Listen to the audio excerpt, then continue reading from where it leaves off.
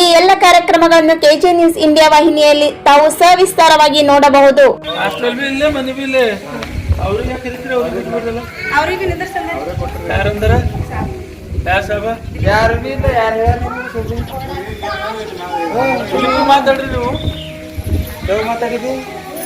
ಮಾತಾಡ್ರಿ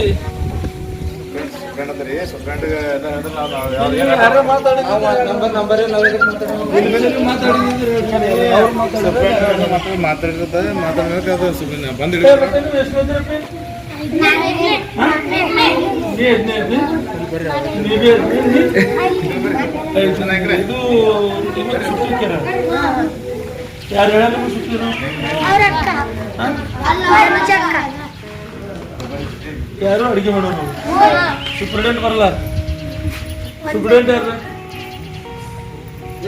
ಸೂಪರ್ಡೆಂಟ್ ಬರ್ತಾರೆ. ವಾರ್ಡನ್ ಬರ್ತಾರೆ. ಊಟನೇ ಬರೋಬರ್ ಕೊಡಲ್ಲ. ನಿಮ್ಮ ಉಳ್ಳಕ್ಕೆ ಏನ್ ಕೊಡ್ತಾರ?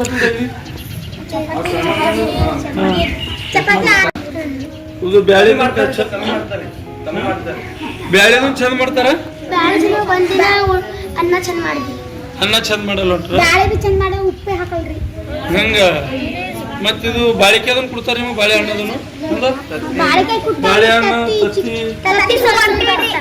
ತತ್ತಿ ಕೊಡಲೂರು.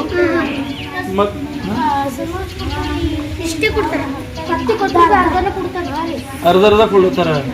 ಕೊಟ್ಟರೆ ಬಿ ಅರ್ಧ ಕೊಡ್ತಾರ. ಅಂದ್ರೆ ಇದು ಮಾಡ್ತಾರೆ ಕೊಡಲೂರು. ವಾರ್ಡನ್ ಬರಲ್ಲ ಇಲ್ಲಿ.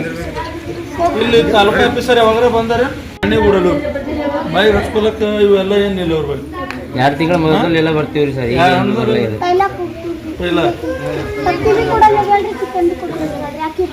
ಚಿಕನ್ ಬಿ ಕೊಡಲು, ತತ್ತಿ ಬಿ ಕೊಡಲು. ಅಂದ್ರೆ ಒಟ್ಟು ಊಟದ ಏನ್ ಬಿ ನಿಷ್ಕಾಳಜಿ ಮಾಡ್ತಾರೆ.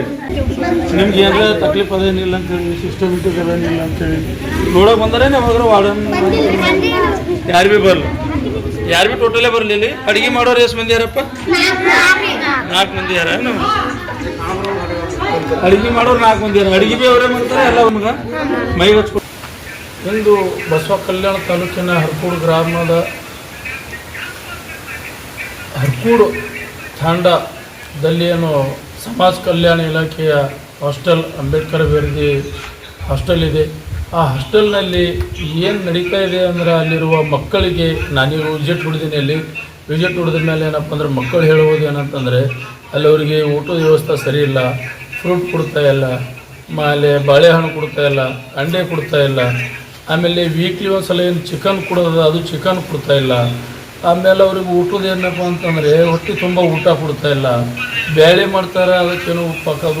ಒಟ್ಟು ಅಡುಗೆ ಅಂತೂ ಸರಿ ಮಾಡ್ತಾ ಇಲ್ಲ. ಅಲ್ಲಿನ ಮಕ್ಕಳು ಭಾಳಷ್ಟು ತೊಂದರೆಯಲ್ಲಿದ್ದಾವೆ. ಆ ಏರಿಯಾ ನೋಡಿದ್ರೆ ಹಾಸ್ಟೆಲ್ ಅಂತ ಹೇಳಿ ನನಗಂತೂ ಏನು ಅನ್ನಿಸ್ತಾ ಇಲ್ಲ. ಯಾಕೆ ಅಂತಂದರೆ ಸಮಾಜ ಕಲ್ಯಾಣ ಇಲಾಖೆಯವರು ದುಡ್ಡು ತಗೊಂಡು, ಸರ್ಕಾರದ ದುಡ್ಡು ಇವರು ದುರುಪಯೋಗ ಮಾಡ್ತಾ ಇದ್ದಾರೆ.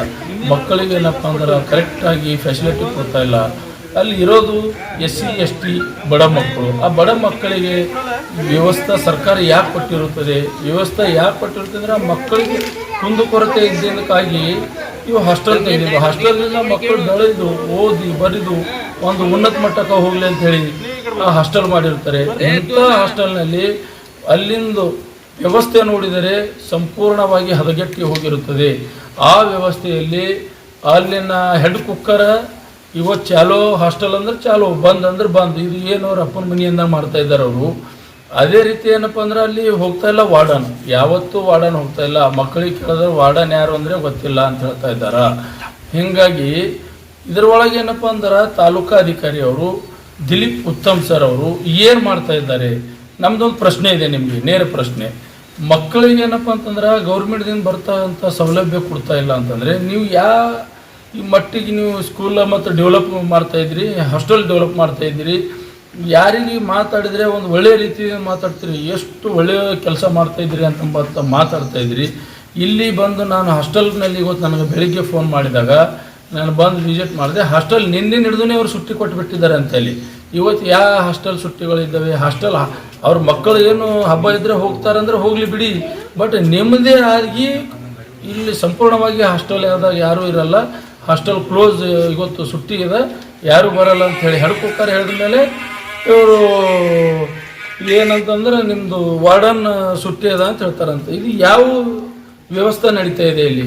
ಇದು ಏನು ಹುಕುಂ ಶಾ ಮಾಡ್ತಾ ಇದ್ದೀರಾ? ಏನು ಮಕ್ಕಳಿಗೆ ಒಳ್ಳೆ ರೀತಿಯಲ್ಲಿ ಬೆಳೆಸ್ಬೇಕಂತೀರಾ? ಅಲ್ಲಿರುವಂಥ ಬಡ ಕುಟುಂಬದ ಮಕ್ಕಳಿಗೆ ಏನಪ್ಪ ಅಂತಂದ್ರೆ ಮತ್ತಿಷ್ಟು ಹಿಂದಕ್ಕೆ ಹೋಗ್ತಾ ಇದ್ದೀರಾ?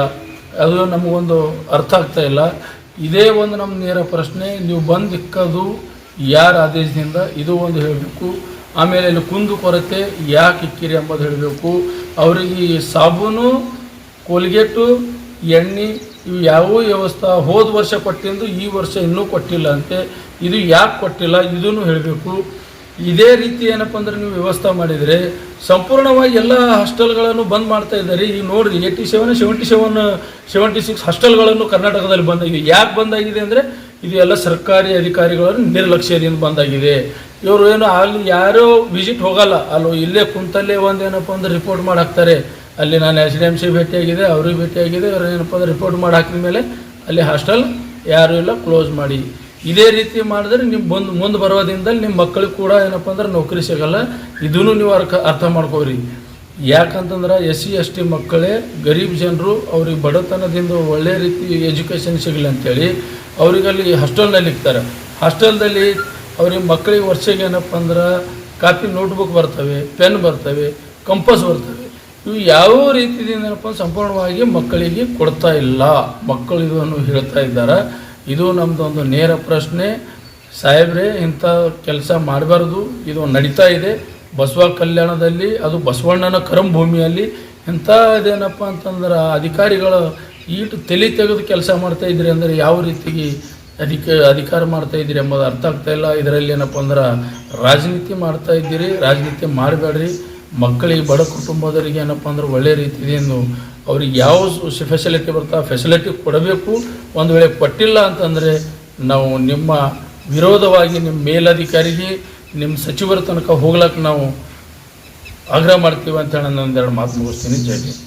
ಈ ಚಾನೆಲ್ ಅನ್ನು ಸಬ್ಸ್ಕ್ರೈಬ್ ಮಾಡಿ ಮತ್ತು ಪಕ್ಕದಲ್ಲಿರುವ ಬೆಲ್ ಬಟನ್